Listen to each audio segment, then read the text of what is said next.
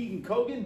Well, analyzing some more documents. We have one with a lot of numbers, not really in our wheelhouse when we're talking about numbers. Yeah, but not a then math teacher. but then we have some words to kind of bring us back to our comfort zone with some numbers. I don't like words either. Oh, I like the words. I just like pictures. I'm not big on the numbers, but luckily this has been broken down for me Barney style, so this way it makes it much more easier for me to comprehend. And if I'm looking at this, up top it says child labor, and it's giving us dates 1870 to 1930. I mean, should we pick that apart, I think, before we get into there? I mean, Well, yeah, coming from the Census Bureau, every 10 years, by Constitution, we must count all the people in this country and talk about, statistics. Sure. This is a line graph of statistics in child labor, 1870 to 1930. We have the years on the bottom. Yeah. It probably should be important for us to point out the fact that we have percentage of children. Mm-hmm. And then, of course, it goes from 0 to 20. Yeah, age 10 to 15, Yep. so it's not even getting below the age of 10. Right. 15, an important cutoff age, and we'll get into why. Yep. 1870, Transcontinental Railroad just completed. People moving out west, but more importantly, the North is becoming majorly industrialized. Urbanization is taking place. Immigrants moving to America during this time. Yep. Looking to find jobs in factories. There's so much context going on during these 1876, years. Reconstruction ends. Yeah.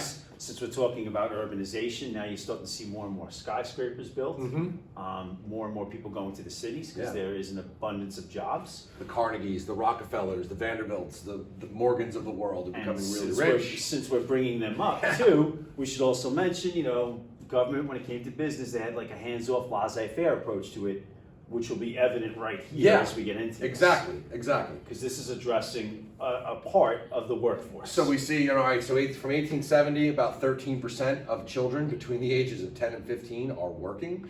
I would say most of them are working in factories because this is like what you're being paid to. Yep. This isn't the children 10 to 15 of homesteaders No. who are working their butts off every day to help provide for their family Families. because they needed it to survive. Right. This is most likely, city children, 10 to 15, 13% are working. And then we even reach a peak of over 18% in 1900. What do we see happening after 1900 though? It starts to go down. Drastically. And these children are also helping to provide for the family. We're looking at the ages really young, working in factories. Yep. Some of the things that gets brought up in the curriculum is that these factories were not safe. I want to say it was Lewis Hine that winds up exposing this child labor that was going on, where you had children working in these dangerous conditions. Factories, the Bobbin boys who were working, quite a few photos of them being seen not wearing shoes. We also had in certain regions of the country kids who were also breaker boys working in coal mines. Yes. When you look at certain factories as to why would they even want them there? Well, children are small. Yep. They could fit in between the machines if machines broke. Moms are now working outside the home and needed childcare. Well, Or someplace to put the right. kid for the day. Didn't have childcare, so Yeah. he's come to work with me and sit in the corner. And now the owner's like, wait, why is he just sitting there in the corner? Let's give him a job. You could pay a child I was certainly a just lot going to less say, money. yeah, exactly. You don't have to pay him an honest wage. Yeah. Yeah. But again, 1900, we're seeing a drastic reduction that by 1930, during the Great Depression, we are, or the beginning of the Great Depression, really, about 5% of kids are working. And I think before we even get into the next document, I mean, some certain things that we also know that was going on is that you did have, people in society that were kind of responding to the need to take care of children. Community centers in cities start to open up. Jane Addams starting to become I guess you could say the mother of that particular industry. I shouldn't say industry. That mother of that particular movement when it comes to social work and helping people. And I guess here. And even since we left out the context too, during the rise of big business in the Industrial Revolution, we are also seeing the rise of people who want to change things. Yep. This progressive reform era who are trying to, like you said, expose those muckrakers who expose a lot of corruption within government, within businesses, with whatever, and then therefore the need to change these things. So now that our society is becoming a little bit much more educated, we have people who are stepping up and exposing these evils. Let's see if it actually led to anything. Okay. Why don't you click? Because for some reason mine doesn't want to cooperate. Your There battery's we dead. go. So we have the first factory law of Illinois. All right. All right. So Where are we? We're in 1893. Okay. This is now just the state of Illinois, but if you figure in 1893, we're almost at the peak of child labor in this country. Now, yeah, it is only Illinois, but I'm gonna guess that several other states started to follow suit because that's kind of what states do. Legal precedents Yeah. is being set. Perfect. Factories and workshops. And if you look right here, you have the ... number 4. So this is being taken from a much bigger document. Yeah, there's probably 3 other sections before this, and there's ... at the end. There's going to be more aspects of this law after. Right. So pretty much we're getting the big part that connects to this diagram that we were looking at, or I should say this line chart. So here we go. 4. Children under 14 years of age prohibited from being employed in any manufacturing establishment, factory or workshop in the state. Register of children under 16 years shall be kept. The employment of children between ages of 14 and 16 years prohibited unless an affidavit by the parent or guardian shall first be filed, in which shall be stated the age, date, and place of birth. Certificates of physical health may be demanded by the inspectors. So factories and workshops, it says laws, so I'm gonna assume that this is now a law. Yeah, passed by the 38th General Assembly of Illinois, and those words there jumps out at you. Prohibited once, prohibited twice. Yep. What is prohibited?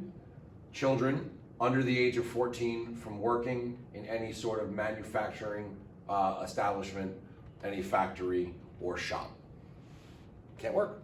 Can't work. This is banning child labor under the age of 14 in Illinois. Prohibited means not allowed. You know, any copyright reproduction of this broadcast is strictly prohibited without right. the express written consent of Major League Baseball. Like, Right. you hear it every time you watch those it. things You watch a game. Now, it's not saying all children can't work. If you're age 14 to 16 and your parents sign an affidavit, a legal document allowing you to work, you can get your working papers. You can still work today. Yep. You know, my son's 14. He is able to work and legally be paid because we have signed his working papers. And gotta state their age, where they were born, and the inspector can demand that your child is physically healthy enough to work. But, you know, we're starting to see change. We're starting to see, wow, this very same year, you know, we're at the peak here. If other states follow suit, if the federal government follows suit, we see a drastic reduction. This is also a win-win, not only for labor, for child labor, but now you're looking for adults, right? Because now, you know, now you're gonna have fewer people there. You're gonna have people who, you know, people who are in labor unions, because that's what we start to see happening here, you know, who are gonna get fair wages. You're gonna start to see less of this. This is going to be regulated. We also know right around this time, compulsory education laws come into place, you know? So now you have to go to school. These kids gotta go somewhere. They gotta go somewhere. Put them in school. Yep. You know, and that will then have drastic benefits down the line, Right. because now these kids are being educated. It was only until 6th grade, Yep. but some of them will continue on to secondary school, some of them will continue on to college education. And again, if we're getting into this is the 1890s, if you're, all right, let's say you're a 6-year-old in 1890, you're right, by the 1920s, you're now in your mid-20s, your mid-30s. Wow, the 1920s are known as the Roaring 20s. Right. You know, because of all the wealth that's being accumulated in this country. So again, you look at bigger picture things and start to understand, heck, even if you're a kid here, you know, by the time the 1940s roll around, Yeah. you know, you're an adult who's survived the Depression, you know, who your kids are now going to be going off to fight in World War II. Yep. You know, the work ethic that's instilled Yes. in these people was very drastic, you know, from the work Had a ethic. lot to do with their upbringing. Yes, Which was you know, and to humble understand that, like, beginnings, you know. if you were a kid who were working in these factories, you know, in the 1890s, and all of a sudden you did have to go to school, you know, you were brought up, it instills a different type of character. Oh, yes. In these individuals. Absolutely.